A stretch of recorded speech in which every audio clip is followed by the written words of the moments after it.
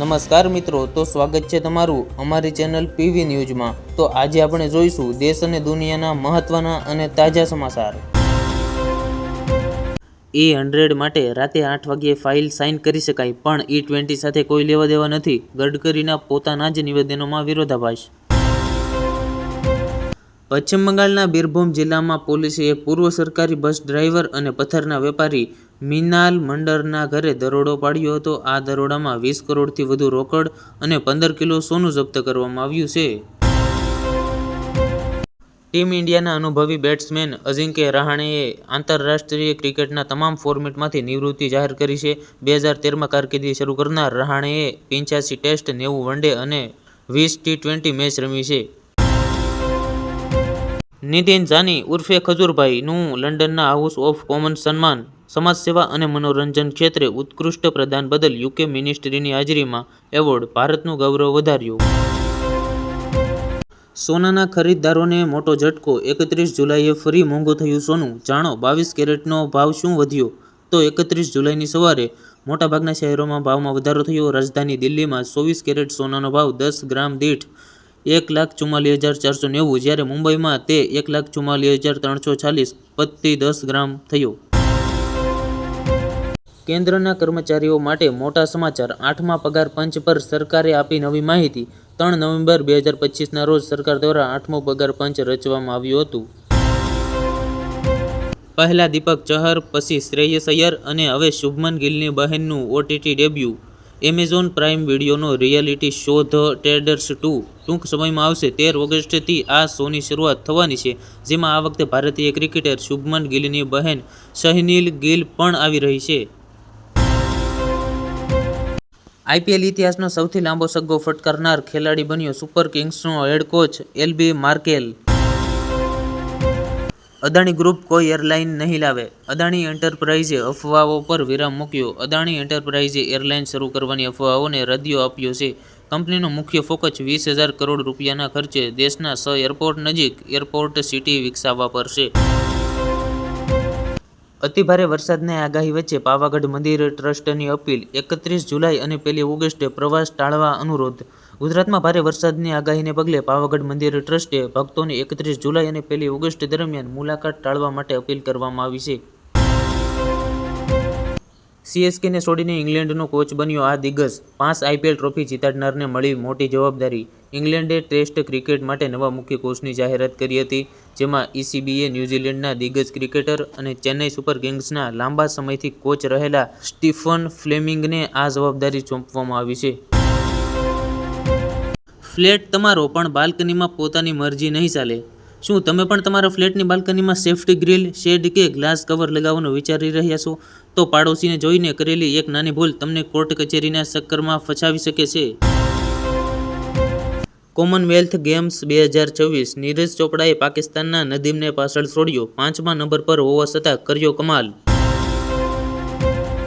શ્રાવણ માસમાં શનિ બદલશે કિસ્મત, આ 6 રાશિઓને મળશે શુભ સમાચાર અને મોટા લાભ, જેમાં ખાસ કરીને મિથુન, તુલા, કન્યા, વૃષભ, મકર અને કુંભનો સમાવેશ થાય છે। 16 વર્ષથી ગુમ થયેલા અભિનેતાને શોધી કાઢનારને બોલિવૂડ અભિનેત્રી 4 લાખના ઇનામ આપવાની જાહેરાત કરી। સલમાન ખાનની એક્સ ગર્લફ્રેન્ડ સોમી અલીએ 16 વર્ષથી ગુમ થયેલા એક બોલિવૂડ અભિનેતાને શોધી રહી છે।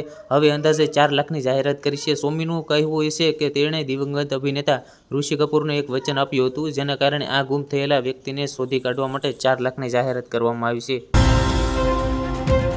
બોલિવૂડના સુપરસ્ટાર સલમાન ખાને 11 વર્ષ પહેલા ખરીદેલો ફ્લેટ 3.5 કરોડમાં વેચ્યો। UPI યુઝર્સ સાવધાન, જો 10 લાખથી વધુની રકમ જાણ બહાર ટ્રાન્ઝેક્શન કરવામાં આવશે તો ઇન્કમ ટેક્સની નોટિસ તમારા ઘરે આવશે। બ્લેક સીમાં ભારતીય નાવિકો પર હુમલાથી ભારત લાલચોળ, S જયશંકરે યુક્રેનને આપ્યો આકરો સંદેશ। ભારતના વિદેશ મંત્રી ડોક્ટર S જયશંકરે કહ્યું કે તેમણે યુક્રેનના વિદેશ મંત્રી સાથે બ્લેક સી વિસ્તારમાં કોમર્શિયલ જહાજો અને ભારતીય નાવિકો પર થયેલા હુમલાઓ અંગે ચર્ચા કરવામાં આવી છે। તેમણે સ્પષ્ટ શબ્દોમાં કહ્યું કે કોઈ પણ પક્ષ તરફથી આવતા આવા હુમલા ભારત માટે સંપૂર્ણપણે અસ્વીકાર્ય છે અને ભારત તેને કોઈ પણ સંજોગોમાં સ્વીકારશે નહીં। ગુજરાત રાજ્યની અડીને આવેલા પ્રદેશમાં ભાજપ સરકારે ખેડૂતોના રૂપિયા 48,000 કરોડના વીજ દેવા માફ કરી દીધા છે।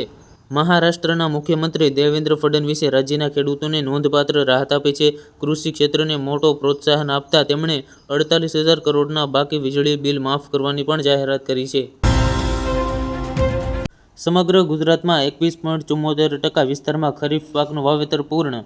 સૌથી વધુ કપાસ મગફળીની વાવણી. કઠોળ પાકોમાં કુલ 15,498 હેક્ટર વિસ્તારમાં વાવેતર નોંધાયું, જે સામાન્ય વિસ્તારના 3.72% જેટલું છે. તેમાં તુવેરનું 14,097 હેક્ટર, મગનું 540 હેક્ટર, અડદનું 820 હેક્ટર અને મઠનું 20 હેક્ટર વિસ્તારમાં વાવેતરની માહિતી આવેલ છે.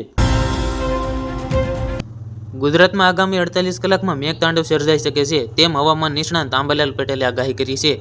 અમદાવાદ, ગાંધીનગર સહિત મધ્ય અને ઉત્તર-દક્ષિણ ગુજરાતમાં ભારેથી અતિભારે વરસાદની સંભાવના છે.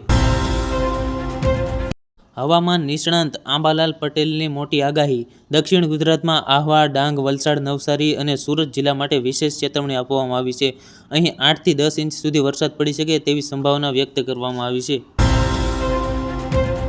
કર્ણાટકના તુમકુરુ જિલ્લામાં ઉંદરે કરી સોનાની ચોરી, સીસીટીવીમાં કેદ થઈ ઘટના. જ્વેલરીની દુકાનમાં અનોખી ઘટના બની, જ્યાં એક ઉંદરે સોનાના દાગીના જે વીંટી પોતાની બખોલમાં લઈ જઈ સીસીટીવીમાં કેદ થયો. દુકાનદારને શરૂઆતમાં ચોરીની શંકા હતી, પરંતુ ફૂટેજ તપાસતા ઉંદર જ ગુનેગાર નીકળ્યો. જાપાનમાં ત્સુનામીનો ખતરો. જાપાનમાં 7.1 રિક્ટર સ્કેલની તીવ્રતાનો ભયાનક ભૂકંપ આવ્યો. જાપાનના ક્યુશુ ટાપુ પર 28 જુલાઈએ 7.1ની તીવ્રતાનો શક્તિશાળી ભૂકંપ આવ્યો હતો, જેનું કેન્દ્ર કુમામોટો નજીક સમુદ્રમાં હતું. આવતીકાલે રાજ્યના 4 જિલ્લાઓમાં અત્યંત ભારે વરસાદની આગાહી. સ્કૂલમાં રજા જાહેર કરવામાં આવી. તેમાં અમદાવાદ, વડોદરા, નવસારી અને આણંદનો સમાવેશ થાય છે. વાવ-થરાદ જિલ્લામાં ખેડૂતે 1.5 લાખમાં દેશી બળદ ખરીદ્યા. ટ્રેક્ટરથી ખેતીના જમાનામાં ખેડૂતે પરંપરાગત ખેતી જીવંત રાખી.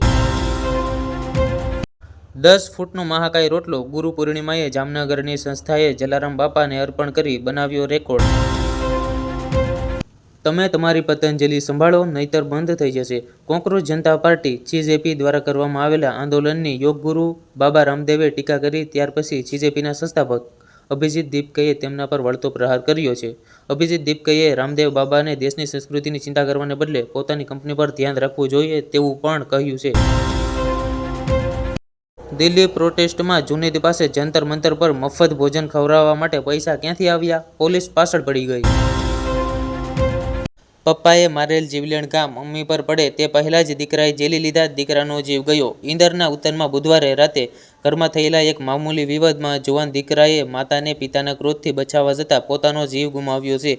એ ભાગથી માતાએ પણ દીકરો ગુમાવ્યો અને હવે પતિને પણ હત્યાના ગુનાસર પોલીસે પકડી લેતા તેના પર દુઃખનો પહાડ તૂટી પડ્યો છે.